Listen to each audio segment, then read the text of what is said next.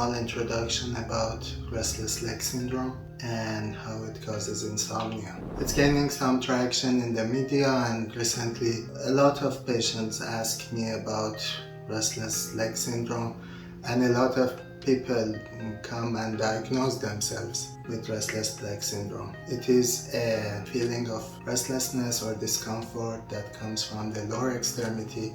Sometimes it can be in the back or in the arms. It is important that we notice that restless leg syndrome is a circadian matter. So normally it comes in the night or in the evening, and it goes away in the morning normally. In some complicated patients who have severe cases and many years of symptoms, it can be different. It is also normally an issue that has things to do with especially not moving the legs. Some people come and say, oh, when I'm in front of computer it's hurting me or it's causing discomfort, or when I go to the movies it's causing discomfort, or particularly on the road trips. Some people have to ask the driver or the co-travelers to stop the car, get out of the car and stretch their legs because it's really bothering them. These social issues are well known, but the majority of the patients have symptoms that come in the night before the bedtime, and when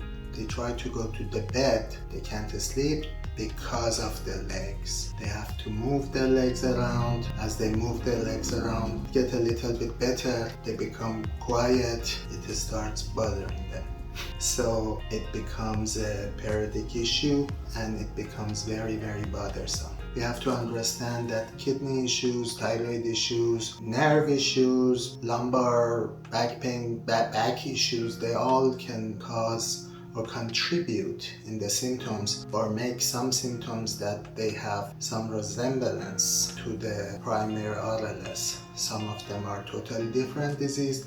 Some of them are secondary RLS. Also, RLS gets worse with consumption of coffee and consumption of alcohol. And I have heard many anecdotes that when you put coffee and alcohol together, it can actually get pretty bad. So imagine you have this every night or most nights, and there is no end to it. It never goes away. You always have it. It affects your performance. It affects your life. It affects your wake hours. Some data that it can correlate with development of hypertension. For diagnosis, we need to have all 4 criteria: that it is worse in the night, it is worse with immobility, moving the limb makes it better, and if you stop, it comes back. If you have these, you better see a sleep specialist. This disease come to the field of the sleep medicine, and obviously neurologists also treat it and diagnose. There are multiple different groups of medication.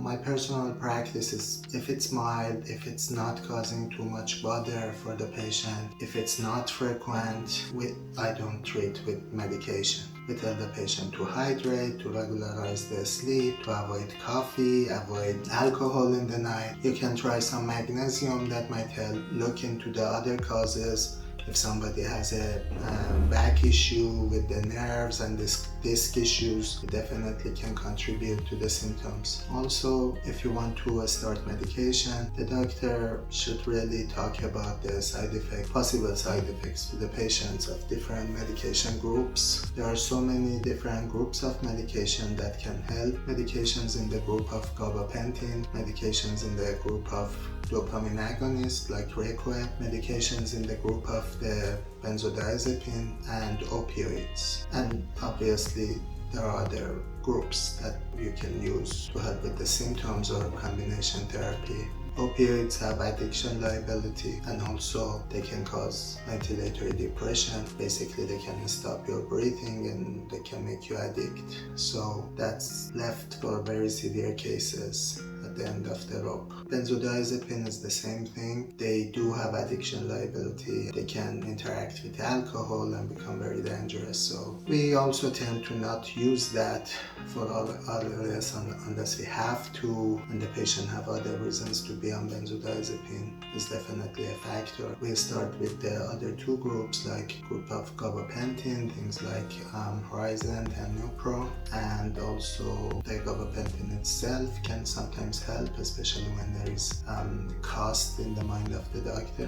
Devaquip is the first choice for most of my patients. It's related pathophysiologically to decrease amount of self-control, so the patient has to be aware of that. And the other issue related to this group of medication, dopamine agonists, is that after a while they can lose their effectiveness, or actually causing a phenomenon that the patient ending up having more symptoms, and at that point we have to stop it and use other groups. If you have any question about Restless Leg Syndrome, please leave it in the comment and I try to answer.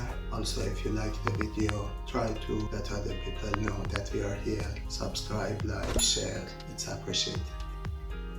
Thank you.